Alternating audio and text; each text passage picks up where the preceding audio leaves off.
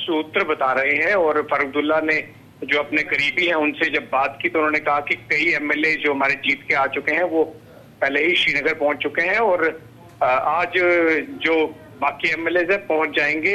Leader जो party का चुना जाना है विधायक दल का, वो उमर अब्दुल्ला को लगभग 12 बजे तक चुने जाने की उम्मीद है। और उसके बाद तुरंत जो पार्टी की गवर्नमेंट फॉर्मेशन का जो क्लेम है वो एलजी को फॉरवर्ड कर दिया जाएगा, एलजी को दे दिया जाएगा, क्योंकि आंकड़े बिल्कुल साफ है। इसमें कोई दो राय नहीं है कि नेशनल कॉन्फ्रेंस के पास 42 का फिगर है और 6 का फिगर कांग्रेस के पास है और एक इनके जो पार्टनर है सीपीआई के यूसुफ तारिगामी वो भी है, यानी कि 49 का फिगर ऑलरेडी है, जो कि 45 या 46 के जादुई आंकड़े से काफी आगे दिखाई पड़ता है। ऐसे में कोई दिक्कत नहीं होगी गवर्नमेंट फॉर्मेशन की और आप आज शाम तक देखेंगे ये सारी जो स्थितियां ये चेंज हो जाएंगी। लेकिन जम्मू कश्मीर में हर कोई अपनी जीत मान रहा है। जम्मू में 37 में से 29 सीटों पर जीत दर्ज करना भारतीय जनता पार्टी भी अपनी जीत मान रही है।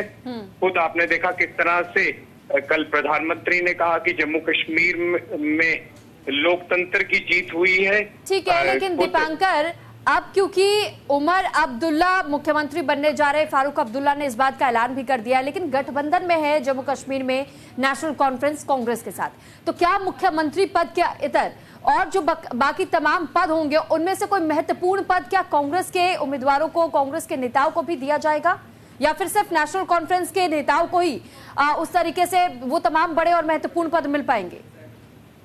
निश्चित तौर पर जो महत्वपूर्ण पद है वो तो नेशनल कॉन्फ्रेंस अपने पास ही रखना चाहेगी। यहाँ पर एक तरफ जीएम मीर जो डोरू से जीत के आए हैं, पीसीसी जनरल सेक्रेटरी हैं, हम आपको बताते चले कि 30,000 से ज्यादा उनकी लीड है, उन्हें पद दिया जा सकता है।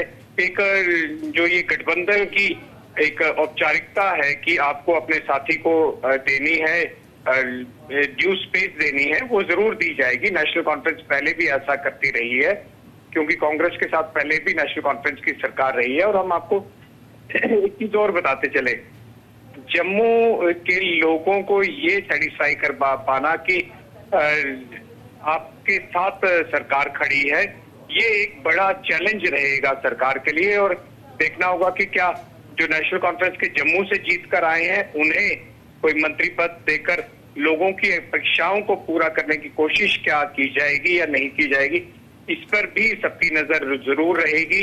हम आपको ये भी बताते चले कि परसों तक दीपांकर एक और सवाल है, इस बीच बीते कल ही हमने मीडिया से मुखातिब होते हुए उमर अब्दुल्ला के एक और स्टेटमेंट को सुना था। उस स्टेटमेंट में उन्होंने ये तक कह दिया था कि देखिए, हम प्रधानमंत्री नरेंद्र मोदी को यशस्वी प्रधानमंत्री के तौर पर देखते हैं, बेहद ही नेक इंसान है वो, लेकिन जिस तरीके से पॉलिसी धारा 370 को लेकर के आजमाई गई केंद्र सरकार की ओर से और जम्मू कश्मीर से इसे हटाया गया, बहरहाल ये कह पाना बहुत मुश्किल हो जाता है कि वाकई इसे दोबारा से लागू करवाया जा पाएगा या नहीं। लेकिन मैनिफेस्टो में तो जिक्र नेशनल कॉन्फ्रेंस ने कर दिया था, तो क्या ये सिर्फ राजनीति के लिए किया गया था और अब जब वो ऐसा स्टेटमेंट दे देते हैं तो अपनी ही स्टेटमेंट से बदलते हुए दिखाई देंगे?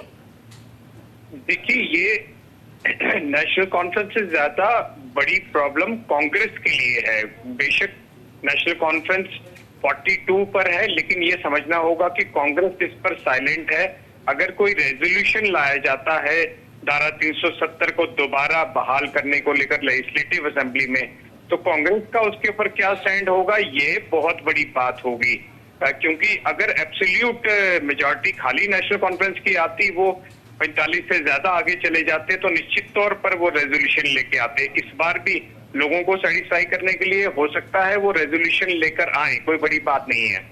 लेकिन दिक्कत कहीं ना कहीं अलायंस पार्टनर की बहुत बड़ी है, क्योंकि पूरे देश भर में क्या जवाब देना है अपने पूरे, क्योंकि आपने देखा होगा लगातार कांग्रेस जो है वो बिल्कुल शांत रही 370 के इशू के ऊपर, ना एक तरफ ना दूसरी तरफ, क्योंकि उन्हें पता है कि पॉलिटिकल मजबूरी है। अगर इस तरह का कोई रेजोल्यूशन आने वाले दिनों में नेशनल कॉन्फ्रेंस लाती है तो कांग्रेस के लिए बहुत बड़ी दिक्कत हो जाएगी। नेशनल कॉन्फ्रेंस तो अपना स्टैंड क्लियर कर चुकी है। ये बहुत बड़ी बड़ी चीजें हैं, अभी तो बड़ी छोटी छोटी चीजें दिखना है। बिल्कुल, चलिए जाहिर तौर पर नेशनल कॉन्फ्रेंस रीजनल पार्टी और अपना स्टैंड वो क्लियर कर सकती है, लेकिन कांग्रेस के सामने मुश्किल होगी। शुक्रिया दीपांकर तमाम बातचीत